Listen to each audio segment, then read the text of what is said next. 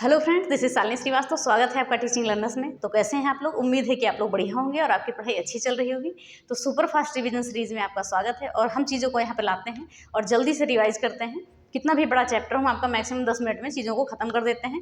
तो आज हमारा जो है, ये जो आपका वैदिक सभ्यता में चीज़ें छोटी छोटी चीज़ें बच गई थी, उन सभी चीज़ों को रिवाइज करके कल हम जैन धर्म और बौद्ध धर्म पढ़ लेंगे। ऐसे हम टॉपिक बाय टॉपिक चलते रहेंगे, एक दिन में एक टॉपिक खत्म करेंगे। आपका वैदिक सभ्यता में थोड़ा ज़्यादा था और चीज़ें भी इंपॉर्टेंट थी, वो चीज़ें लाना जरूरी था, नहीं तो आपका आगे आ जाता है। ठीक है, तो चलिए हम स्टार्ट करते हैं। तो वीडियो शुरू करने से पहले अगर आप हमारे चैनल पर नए हैं तो प्लीज़ चैनल को सब्सक्राइब करें और ज़्यादा से ज़्यादा शेयर करें।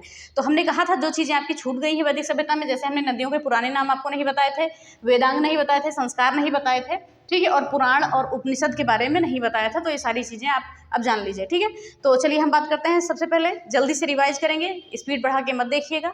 ठीक है, चलिए बात करेंगे उत्तर वैदिक कालीन नदियों की। तो काली नदी का नाम क्या था? कुंभा था पुराना नाम। सिंधु नदी का पुराना नाम सिंध था या हिरथ भी बोलते थे, ये नाम याद रखिएगा।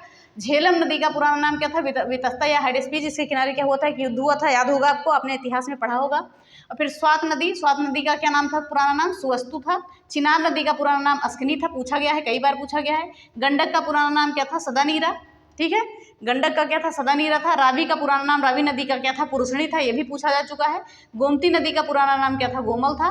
और व्यास का पूरा नाम क्या था? विपाशा था, ये भी पूछा गया है। सतलज का सतुड़ी और घग्गर का दोषदती या सरस्वती भी बोल सकते हैं। ठीक है, तो याद रखिएगा। चलिए हम जल्दी से एक बार और देख लेते हैं। काली नदी का पुराना नाम क्या था? कुंभा नदी। ये ऋग्वैदिक कालीन नदियां हैं, इनका पुराना नाम हम जानते हैं। ठीक है, ये ऋग्वेद में ये नाम था और इस समय हम ये कहते हैं। ठीक है, तो काली नदी, कुंभा, सिंधु, हिरत, सिंध या हिरत। झेलम नदी का नाम क्या था? वितस्ता था। स्वाद नदी का नाम था सुवस्तु। चिनाब नदी का नाम था अस्कनी। गंडक नदी का नाम था सदानीरा। रावी नदी का नाम था पुरुषणी। गोमती नदी का गोमल। व्यास का विपाशा। सतलज का सतुड़ी और घग्गर का दोषदती। ठीक है, तो ये नदियों के बारे में हमने जान लिया। अब हम जान लेते हैं कुछ वेदांग थे। वेदांग कितने हैं? 6 हैं। वेद कितने हैं? 4 हैं। हमने वेद के बारे में बता दिया था पहले ही वीडियो में। फिर हम पुराण देखते हैं, हमारे 18 हैं। उपनिषद कितने हैं? 108 हैं। तो सबसे पहले हम किसकी बात करेंगे यहाँ पर? चलिए वेदांग की अभी बात करते हैं। सबसे पहले हम संस्कार की बात करते हैं। संस्कार कितने हैं? 16 संस्कार हैं। ठीक है, 16 संस्कार थे वैदिक धर्म में जो हम पढ़ते आ रहे हैं, और जो मुख्य संस्कार हैं उन्हीं को हमने लिखा है। ये आपके पूछे भी जाते हैं। 4 ऑप्शन में से एक और दे देता है, आपको पूछना होता है कौन सा इसमें से संस्कार नहीं है आपका। तो 16 संस्कार होते हैं, संख्या भी पूछी जाती है, याद रखिएगा। तो सबसे पहला कौन सा होता है? गर्भाधान संस्कार। फिर पुंसवन संस्कार, जातकर्म संस्कार, नामकरण संस्कार, निष्क्रमण संस्कार, अन्नप्राशन, चूड़ाकर्म, कर्ण भेदन, यज्ञोपवीत, विद्यारंभ, समापवर्तन, अंत्योष्टि। ये सारे इंपॉर्टेंट है, यही में से आते हैं। ये 16 हमने नहीं लिखे हैं। ठीक है, 11-12 हमने लिखे हैं। देखिए, जो गर्भाधान होता है संस्कार, ये जन्म से, जब बच्चा गर्भ में होता है 3 महीने का, उस समय संस्कार किया जाता है।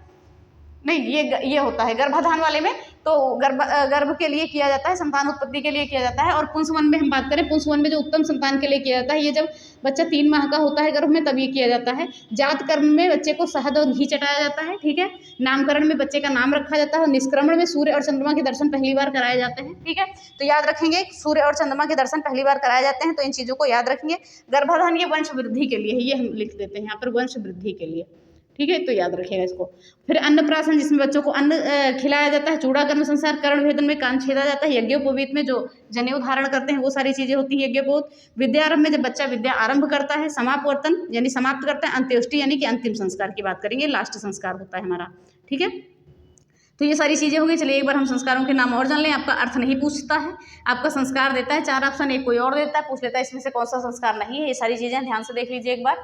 गर्भाधान संस्कार, पुंसवन संस्कार, जातकर्म संस्कार, नामकरण संस्कार, निष्क्रमण संस्कार, अन्नप्राशन, चूड़ाकर्म, कर्ण भेदन, यज्ञोपवीत, विद्यारंभ, समापवर्तन और अंत्योष्टि संस्कार, ये सारे क्या हैं? प्रमुख संस्कार हैं जो हमने यहाँ पर लिखे हैं, जो आपके पूछे जाते हैं एग्जाम में। ठीक है, फिर आगे हम ये संस्कार की हमने बात कर ली, नदियों की बात कर ली। अब हम आते हैं, बात करते हैं किस पे? वेदांग पे। वेदांग कितने होते हैं? 6 होते हैं। वेद कितने होते हैं? 4 होते हैं। 4 वेद हमने बता दिया था, ऋग्वेद, सामवेद, यजुर्वेद, अथर्ववेद। ठीक है, अब वेदांग कितने होते हैं? 6 होते हैं। कौन कौन से होते हैं? शिक्षा, कल्प, निरुक्त, छंद, ज्योतिष, व्याकरण। और जो व्याकरण है किसने लिखा था? व्याकरण पहली बार व्याकरण किसने लिखा था? तो ये लिखा था आपका पाणिनि ने। ठीक है, तो पहले व्याकरण कौन थे? पाणिनि थे, इन्होंने अष्टाध्यायी लिखा था। ठीक है, तो ये सारी चीज़ें आप याद रखें। तो वेदांग के नाम कितने जान लेते हैं? शिक्षा, कल्प, निरुक्त, छंद, ज्योतिष, व्याकरण, ये नाम याद रखिएगा, इसमें से आपका पूछा जाता है।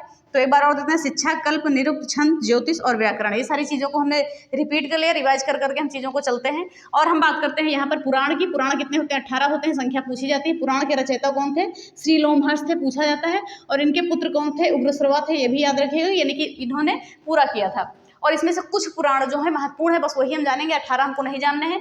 आपका मत्स्य पुराण पूछा जाता है, विष्णु पुराण, वायु पुराण और भागवत पुराण पूछा जाता है। मत्स्य पुराण जो है आपका सबसे पुराना है और इसमें विष्णु भगवान के 10 अवतार की बात की गई है। मत्स्य पुराण में जो है विष्णु भगवान के 10 अवतार की बात की गई है, 10 अवतार, और सबसे लास्ट वाला कल्पी है अवतार, ये याद रखिएगा। और तो मत्स्य पुराण किससे संबंधित है? सातवाहन वंश से संबंधित है। सीधा सीधा क्वेश्चन बनता है। विष्णु पुराण जो है मौर्य वंश से संबंधित है, वायु पुराण गुप्त वंश से और भागवत पुराण कृष्ण भक्ति से। तो याद रखिएगा, विष्णु पुराण मौर्य वंश, वायु पुराण गुप्त वंश, भागवत पुराण कृष्ण भक्ति और सातवाहन वंश है मत्स्य पुराण। तो ये सारी चीजें इंपॉर्टेंट है, यहीं से आपका रिलेट करके पूछ लेता है क्वेश्चन। इसके अलावा पुराण में आपका कुछ नहीं पूछेगा। फिर हम बात करेंगे उपनिषद। उपनिषद कितने होते हैं? उपनिषद को हम वेदांत भी कहते हैं। उपनिषद होते हैं कितने? 108 होते हैं, जिनको हम इतने 3 भागों में बांटते हैं, 4, 2 और 102। 4, 2, 6 और 102, 108 होते हैं। जो 4 आपके उपनिषद होते हैं वो केवल गद्य में होते हैं। जो 2 उपनिषद होते हैं वो गद्य और पद्य दोनों में होते हैं, और जो 102 होते हैं वो केवल पद्य में होते हैं। तो जो 4 और 2 हैं इनके हम पूरा जान लेते हैं। तो जो 4 गद्य में होते हैं वो कौन कौन से हैं? कंठ उपनिषद, ईश उपनिषद, श्वेतवासर और मैत्रेयणी। नाम याद रखिएगा, पूछ सकता है इसमें। केवल गद्य में कंठ, ईश, श्वेतवासर और मैत्रेयणी होते हैं, और जो गद्य और पद्य दोनों में होते हैं वो कौन होते हैं? प्रश्न होते हैं और केन उपनिषद होता है, ठीक है। और जो केवल पद्य में होते हैं तो सारे बहुत 102 होते हैं। तो इनके सबका नाम हम नहीं जानते, लेकिन आपसे जो पूछा जाता है कि सबसे बड़ा उपनिषद आपका कौन सा है, सबसे बड़ा उपनिषद आपका है बृहदारण्यक उपनिषद। इसी में से ओम शब्द और तमसोमा ज्योतिर्गमय, अस्तोमा सद्गमय चीजें ली गई हैं। तो इन चीजों को आप जानते हैं, ठीक है, इन चीज़ों को आपने देखा है। और हम देखते हैं जो ये बृहदारण्यक उपनिषद है, इसमें बात करेंगे हम याज्ञवल्क्य और गार्गी के संवाद की भी बात की गई है। इसको भी याद करिएगा, याज्ञवल्क्य और गार्गी के संवाद की बात की गई है। किसमें? बृहदारण्यक में। ये क्वेश्चन पूछ सकता है आपका। तो सबसे बड़ा उपनिषद कौन सा है? बृहदारण्यक है। इसमें ओम शब्द, तमसोमा ज्योतिर्गमय, अस्तोमा सद्गमय ये लाइन ली गई है, और गार्गी और याज्ञवल्क्य के संवाद की बात की गई है, ठीक है। फिर और सबसे छोटा उपनिषद की बात करें तो सबसे छोटा उपनिषद आपका कौन सा है? मांडूक्य उपनिषद, जिसमें से सत्यमेव जयते लिया गया है।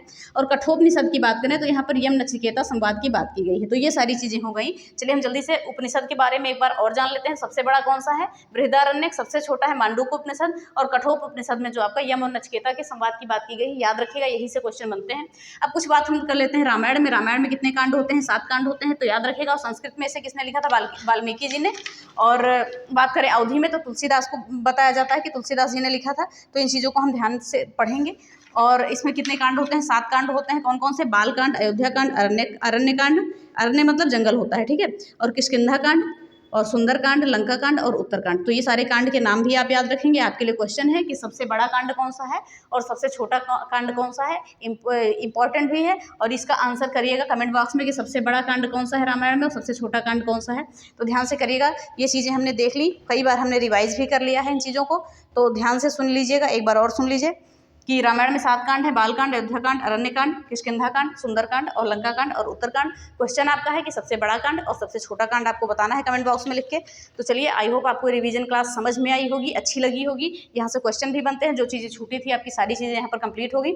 अब हम मिलेंगे अगले टॉपिक के साथ, ठीक है। कम से कम समय में चीज़ों को कवर करेंगे, रिवाइज करेंगे, क्योंकि समय बहुत कम है और हमें कहीं भी एक्स्ट्रा समय खर्च नहीं करना है, हमें खुद पढ़ना है। जो चीज़ें हम रिवाइज कर रहे हैं वो चीज़ें करेंगे बस। तो चलिए, इसी के साथ वीडियो खत्म करते हैं। तो अगर वीडियो पसंद आई है तो प्लीज़ वीडियो को लाइक करिए, शेयर करिए और चैनल को सब्सक्राइब करें। साथ में बेल आइकन दबाना ना भूलें। धन्यवाद, जय हिंद। मिलते हैं अगले टॉपिक के साथ।